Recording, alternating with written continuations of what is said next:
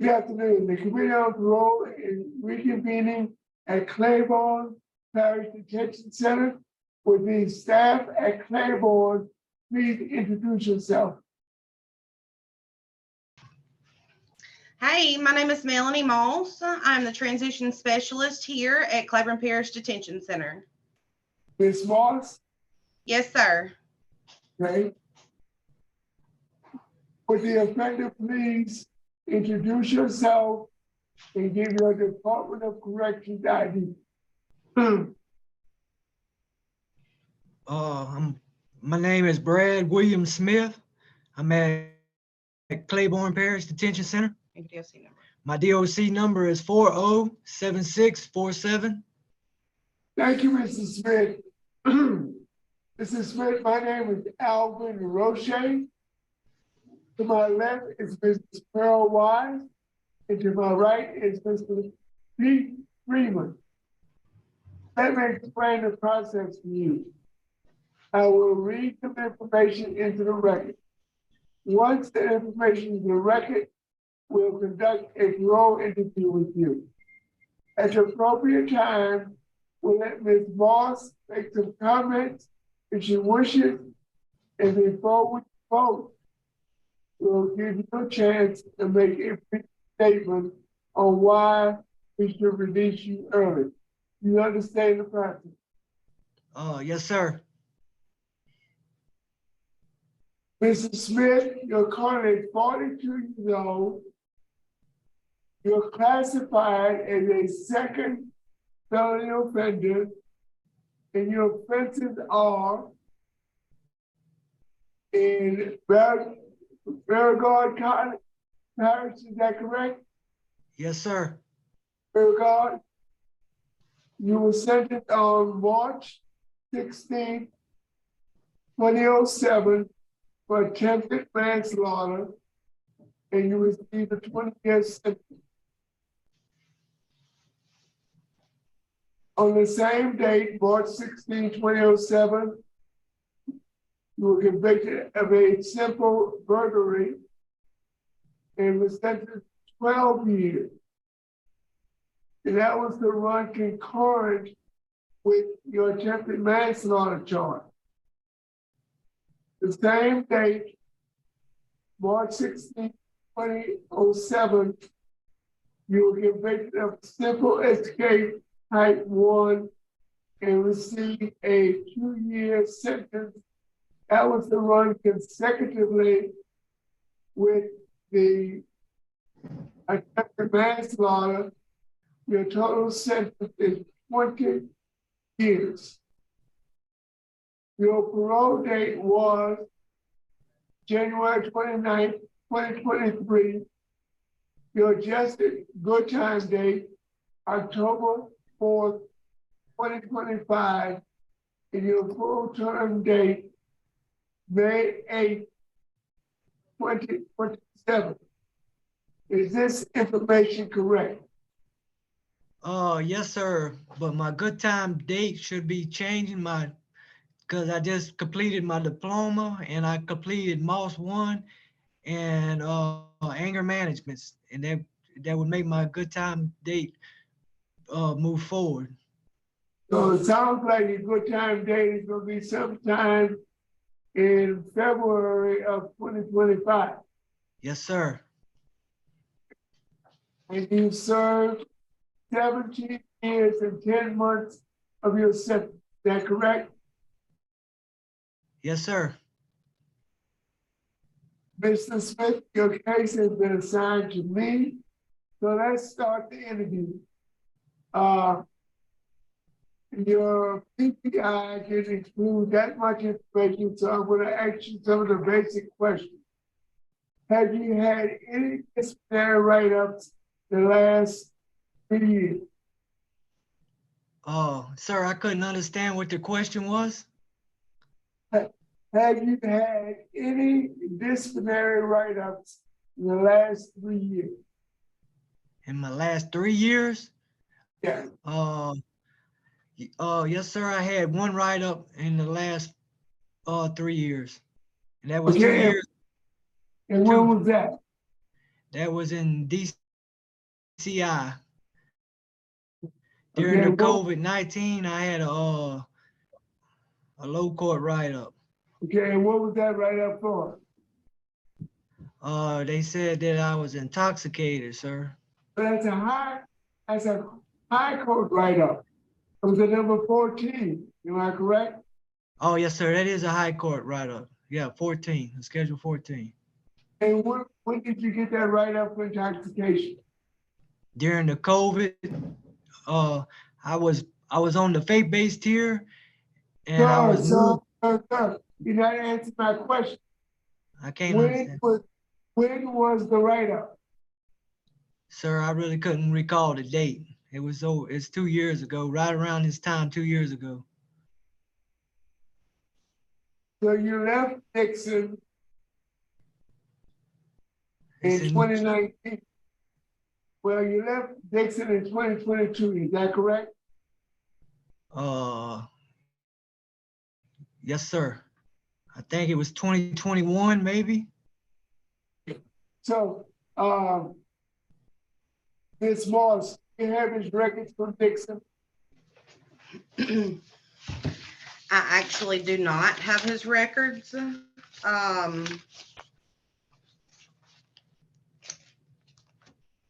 I can go grab his folder.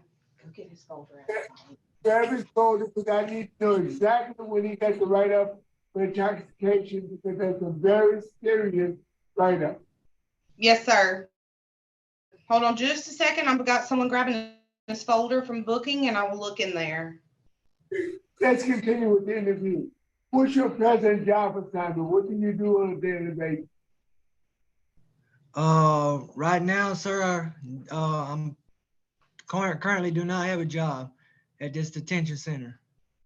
Okay. Next question. Tell me about the program that you completed during your 17 years of incarceration. I've been just completed my diploma, got my GED. I just completed anger management.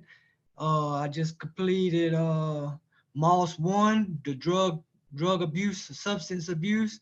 I got about 5 or 6 years of drug anonymous class in NAAA. I got and drug awareness. I got stress management. I got an old anger management when I first got incarcerated. I got re-entry and all the 10-step program modules that they offered at DCI. And when I was incarcerated, I learned how to cut hair. Like, I became a barber, and that's pretty much all I've been able to acquire since I've been incarcerated. Right. Are you familiar with the 12-step program? Yes, sir. The big book and the red book, I've been, like, they don't give us good time, but I've got certificates in that area. When did you start using drugs and alcohol? Sir, right before my incarceration. I mean, that's pretty much what caused me to commit the crime that I was in, that I got. Hey, Mr. Smith, you're telling me that you're 42 years old, and when you were 25 years old, you used drugs and alcohol for the first time? Yeah, I was addicted to methamphetamines and pain pills. I got some outpatient treatments before I got incarcerated, and then when the methamphetamines made me lose my mind a little bit, and I've been incarcerated ever since.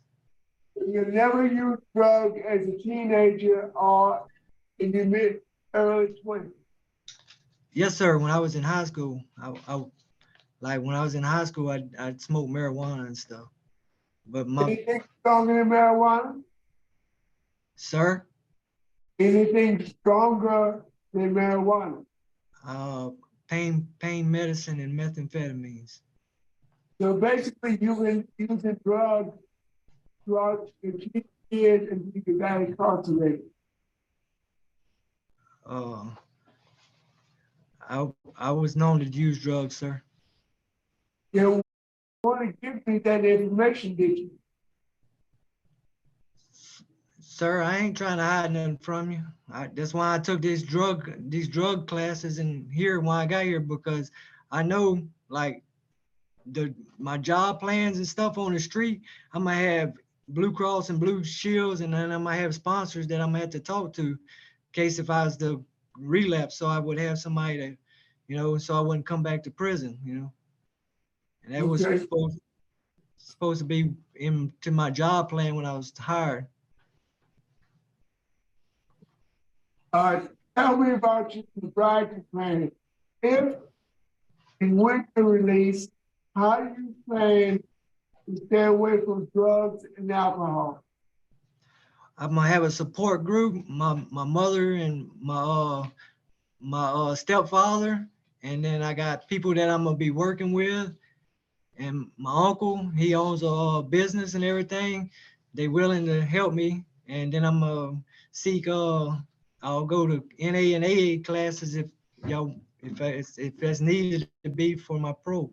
Anything that helps me to stay free. And how many times do you think you need to go to NAA a week? Sir, I'm being honest with you.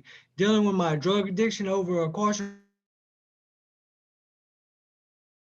I learned as long as I'm stay away from people, don't go around the wrong crowds, I don't have no problem with it. It's just when I was the COVID-19, they rearranged the prison and they took me off the faith-based program, and I was around it every day, and I messed up and relapsed. That's why from that point, I had went to the psychiatrist. I had outpatient treatment with him, talked with him. I got myself moved away from all the situations. Then they moved me here to Claiborne, and I've been took their programs here to maintain my sobriety. Have you ever had a mental health evaluation? Yes, sir. They evaluated me at Dixon Correctional Center. What was the That's right. outcome of the evaluation? They said that I was competent to be, I'm good. Like they said that my mental health status was A-okay. Okay. Tell me about your transition planning. Where are you going to plan? Where are you going to live? And where are you going to work?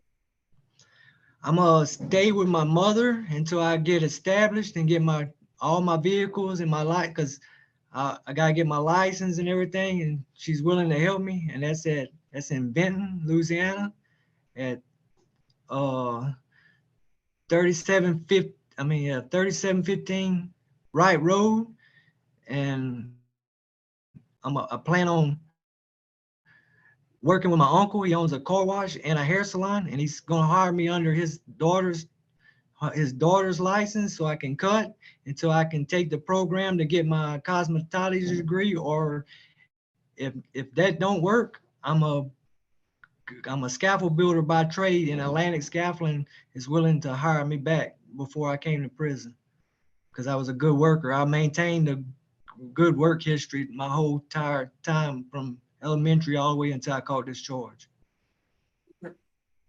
I had the date of that write-up. You got a write-up on April 4th, 2021. Yes, sir. Is that intoxication? Yes, sir. Mr. Freeman, any questions? Ms. Bryant, any questions? Mr. Smith, what was your relationship to your victim, Mr. Charles? They kind of like the victim. They Yes, came to it. That was my cousin. Like They they stayed. Yes, ma'am. Okay. Yes, ma'am. They the stadium, like the stadiums in the Smith are kin. Oh, okay, okay. And I I do think want to his say, name was Runty. I think that Yeah. his name, Charles Runty. so Charles Runcie is your what now? He's like cousin by marriage. Gotcha. Okay, gotcha. I do want to say for the record that he is he's unopposed to your release. I don't understand what you were saying. Your victim is unopposed to your release, your early release. Was that me? He don't. Not against you. He's not against you getting out early. Yes, He's ma'am. not. Yes, ma'am. He never showed up for court because this really was an accident. It was dealing with methamphetamines. I was really hallucinating or something. That's why I don't mess with it no more. That's what he said. That's what he said in his statement. You were out of your mind. You were out of your mind. Okay. That's all I had. Thank you, Brian. Do you have any vocational skills? What did you do for a occupation before you were incarcerated? I was a welder. I worked for Atlantic Scaffolding for 3 years on maintenance, a maintenance contract. Became a scaffold builder, and then after I lost that job, and I was a graphite miner. I mined graphite. I'm multi-talented, sir. I'm really a talented young man. I just messed my life up. Okay, thank you That so one much. crime. Any more questions? Mrs. Smith, would you like to make a brief statement? Sir? Would you like to make a brief statement before we vote? Yes, sir. I really apologize to y'all for meeting y'all in this position. And I really think I'm prepared to be back in society. Thank you. Is the panel ready to vote? Mrs. Smith, you have served 17 years and 10 months of your sentence. It was a very violent offense. Your victim was unopposed. You got arrested in Texas and Louisiana. You have a extensive criminal background, 9 or 10 arrests, but you've served 81% of the sentence. And I'm going to give you a chance at early release. I do have some concerns. Law enforcement, it was a violent crime. What's that? Mr. Freeman, will that simple escape 15 years ago, not going to person? Out of wheel.